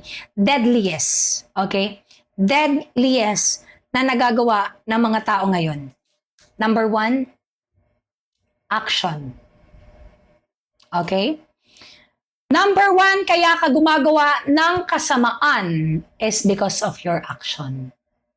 Diba? Ayaw mo, kaya ka nakasilip sa kung saan-saan. Diba? Yan na yun, action. Number 2 is what? Motives. Actually, na-validate ko ito nung nakaraan. Motive. Diba? Motibo. Eto yan. Yan ang mga, dyan nagkakasala ang tao nang hindi nila nalalaman. Akala nila, ang kasalanan lang is sexual immorality. Alam mo yon? Akala nila yan lang. Dyan sila umiiwas sa sexual immorality. Eh hindi mo alam nagkakasala ka sa motive. Kaya ka lang naman nag-aano ng salita ng Diyos kasi gusto mong mahalin ka ng tao. Eh mali ang motibo ng puso mo. O di nagkasala ka. Sinabi ng Panginoon sa Matthew 7:21-23, sa mga araw na yon, maraming magsasabi sa aking Panginoon, Panginoon. Amen? Gusto niyo basahin natin ng Tagalog? Kung bakit maraming magsasabi ng Panginoon, Panginoon. Basahin natin ng Tagalog. Anong sabi ng Diyos? Ang turo mo ay walang kabatasan. Tingnan nyo. Lumayo ka sa akin, anak ng demonyo. Ang turo mo ay walang kabatasan. Basahin natin. Mateo 7, Tagalog. Tingnan nyo. Hindi ko kayo kilala. Hindi lahat, Matthew 7:21-23, nang tumatawag sa akin ng Panginoon, Panginoon, ay papasok sa kaharian ng langit. Kundi ang mga taong sumusunod sa akin, kalooban ng aking Ama na nasa langit. Ano ba ang kalooban ng Diyos? Ito ang kalooban ng Diyos. Salita niya. Basahin mo ang kanyang salita, malalaman mo ang kalooban ng Diyos. Okay? Kaya kung hindi mo alam ang kalooban ng Diyos, hindi ka nagbabasa ng salita ng Diyos. Sabi dito, sa araw ng paghuhukom, paghahatol sa langit, maraming tao ang magsasabi sa aking Panginoon, Panginoon. Hindi po ba sa iyong pangalan ay nangaral kami? Nagpalayas kami ng mga demonyo sa iyong pangalan, Panginoon, at gumawa ng mga himala. Ngunit sasabihin ko sa kanila, hindi ko kayo kilala. Lumayo kayo sa akin, anak ng dyablo, kayong gumagawa ng walang kabatasan sa salita ng Diyos. Ayun na yan. Motives. Kaya ka lang nagtuturo ng salita ng Diyos para gustuhin ng tao dahil sa motibo mo. Mali ang motibo mo. Ngayon, ito ang tatanggapin mo sa Panginoon. Anak ng dyablo, layas sa aking harapan. Ang turo mo ay walang kabatasan. Depart from me. Diba? Sa isang maling pagkakamali na binigyan mo ng maling kagustuhan. Kaya nga heart is deceitful above all.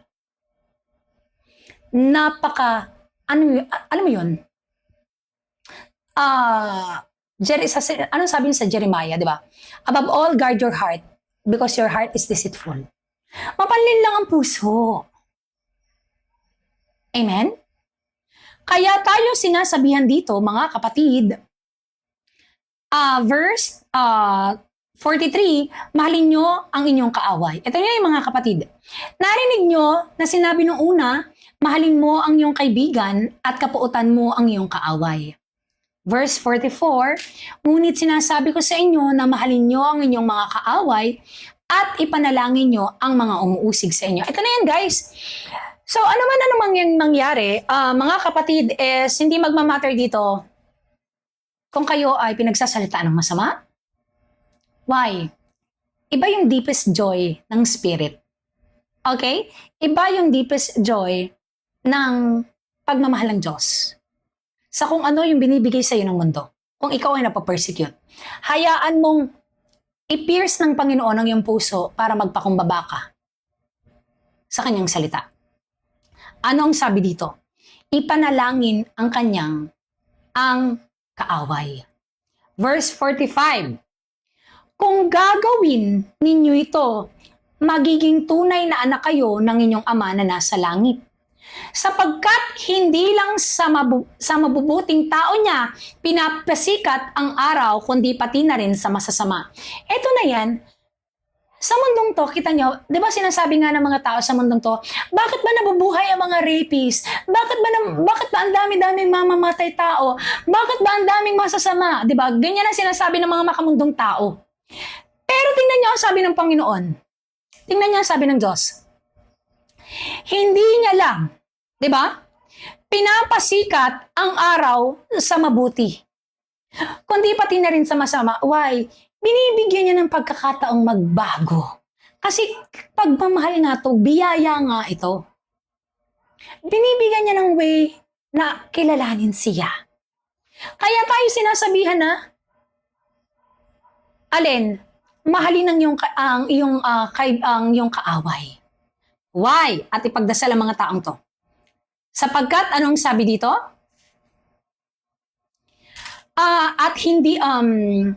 Sapagkat hindi lang mabuting tao ang pinapasik at hindi lang ang matuwid ang binibigyan niya ng ulan, kundi pati na rin ang hindi matuwid. Verse 46.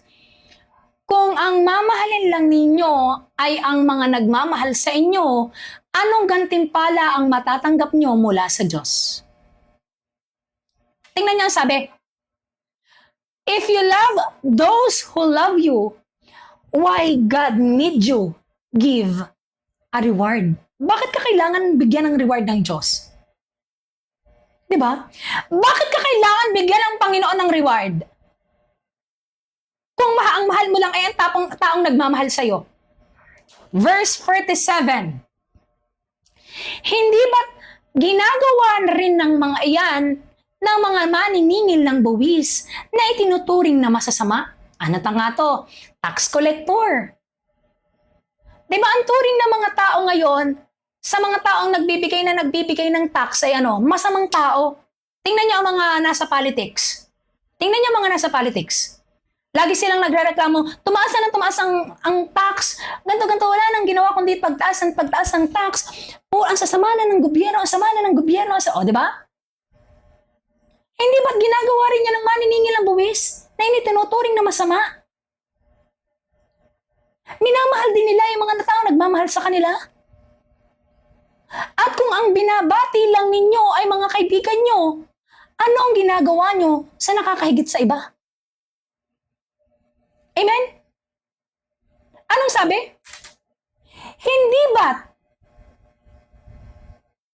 kung ang binabati nyo lang ay mga kaibigan nyo, ginagawa na rin niya ng mga taong hindi kumikilala sa Diyos. Tingnan niyo yung mga agnostic or atheist na hindi naniniwala sa Diyos. Mahal nila yung mga taong nagmamahal sa kanila. At binabati nila yung mga taong bumabati sa kanila na to. Grabe, Panginoon nawa ay kaawaan niyo talaga ang taong hindi ko talaga alam kung saan ang gagaling ang galit ng tao. Lord, have mercy. Guys, pag nagsabi kayo ng have mercy, dapat tama ang puso. Okay? Pag nagsabi kayo, kasi marami nagsasabi na, I forgive you, pero mali naman ang motive ng puso mo. Hindi po, kung talagang ikaw ay pinapatawad mo ang kapwa mo, you stop slandering that person. Diba? Dapat tama ang puso mo sa Kanya, sa salita ng Panginoon. Kasi why? Dito nga maraming magfo-fall away. Dito maraming magfo-fall away. Why? Destiny sana sila ng heaven. Pero dahil nga ayaw nila ngayon sa kalooban ng Diyos, eto na yun, fall away. Ang dami. Marami po talaga.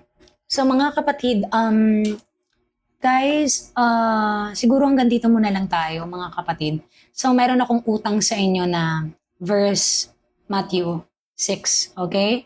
So guys, i-update ko lang po yung ibang tao, no? So si Miss Tinay po kasi ay mag-on-site ng trabaho sa Manila. So ngayon, 1 week po ako doon sa Maynila. Hindi po muna ako makakapagturo tomorrow ng 1 week, okay? Pero kasama pa rin naman ako. Kasama pa rin ako ng after ng minsan sa live ng ating mga kapatid dyan. Kasi nga po, ako po ay 1 week, oo. So mag-on-site ako mga kapatid. So alam mo yun, hindi naman ako alam mo yun, hindi naman ako mawawala. Hindi naman ako, syempre lagi pa rin ako magpo-post, lagi pa rin ako nandito. Alam mo yun, yes, actually ayoko talagang alam mo yun, naawa talaga ako sa generation to. Iba talaga yung generation to, guys. Sobrang, alam mo yun, nakakaawa po ang henerasyon to. Ma'am Pe, magandang gabi po. They need Jesus. Mama no, amen po. Kasi by their fruit, you will know them. Amen. Kailangan po talaga ng tao ang Panginoon. Magsasalita ka ng may Jesus, tapos magsasalita ka ng masama sa kapwa mo. Ano yung greatest na commandment ng Panginoon? Love your God with all your heart, body, soul, and spirit. Love your neighbor as what you love yourself. So if you love God, but not your neighbor, you are broken the law of Christ. So walang pagmamahal doon. Okay? So tomorrow po is wala tayong live, mga kapatid. So marami po akong magiging utang sa inyo kasi 1 week rin yun. So mag-update ako sa inyo kung kailan tayo makakabalik. Kasi after 1 week, uuwi naman ako dito. Then, sa bahay naman ako. Makakaano pa rin naman ako sa live. Lalo na pag vacant ko. Pag vacant ko. So, sakto naman po ang live ata. Ay, Ma'am Angel, ang live nyo ba is ganun pa rin? 9 to 12 pa rin? Start pa rin kayo ng 9 to 12? Oo, 9 to 12 pa rin po ba ang inyong start ng hanggang 12 pa rin ang inyong start na. Kung ganun, kasi oo, meron pa rin naman akong break time kasi gabi po yung work ko. So, alam mo yon mga kapatid, talagang yes, gagawa at gagawa pa rin ng paraan ng Panginoon sa bawat araw mga kapatid. So, hindi naman ako mawawala. Hindi naman ako mawawala. At alam mo yun, lagi pa rin naman ako nandito. Yes, may way pa rin ng Panginoon. Tsaka nandiyan ang mga kapatid natin, sina Sir Jonathan, sina Ma'am Bless, sina Ma'am Nika, yung mga nagtuturo. Sina Ma'am Angel na lang nagtuturo dyan. So, ano mo yun? Oo, kasi may binabayaran tayong, alam mo, God is always providing, guys. So, yan. Masaya yung puso ko sa Panginoon at hindi naman ako mawawala mga kapatid. So, yun lang yung gusto kong sabihin ngayon sa inyo. Kasi tomorrow, mag-start na po tayo. Oo. Ayan, nandiyan naman si Ma'am Bless. 9 to 12 pa rin po ata yung kanilang live. So, ganun pa rin ata yung oras ng pagla-live nila. So, andyan pa rin, magpo-post pa rin ako, magpo-post pa rin yung ano. Pero, yung puso niyo dapat ay lagi nasa Diyos. Okay? Yung puso niyo, yung kalooban na gusto ng Panginoon ay dapat lagi nasa Panginoon pa rin. Okay? So, ganun pa rin mga kapatid. Tiis lang hanggang sa makabalik ang Panginoon kasi nga, He is patient to everyone to change. Kasi yun yung pagmamahal niya. Nagiging patient siya sa lahat ng tao para magbago. So, at the end of the day, naging merciful yung Panginoon. So, pag dumating yung paghahatol, at least wala tayong pwedeng isisi sa Panginoon. So, amen. Happy Mother's Day sa lahat ng nanay at nagpakananay sa mga hindi nila tunay na anak. Okay? So, maraming salamat po. Marami akong magiging utang sa inyo mga kapatid. So, sa pagbabalik ko, okay, ako ay pupunta ng Europa para ipadalhin ang salita ng Diyos. Si Paul ay pumunta ng Paul went to Asia. For 2 Corinthians verse 15 ata yun, o 13 or 11. Paul went to Asia. Diba? Pupunta ako ng Europa para ipabatid ang salita. So mga nanay, tatay, tita, ate, kuya, mga kapatid, isang mapagpalang gabi po sa ating lahat. At magpasalamat tayo sa Diyos. Magkita-kita po tayo sa live ni na Ma'am Angel na Sir Jonathan later. So maraming salamat po mga kapatid at isang mapagpalang gabi po sa ating lahat.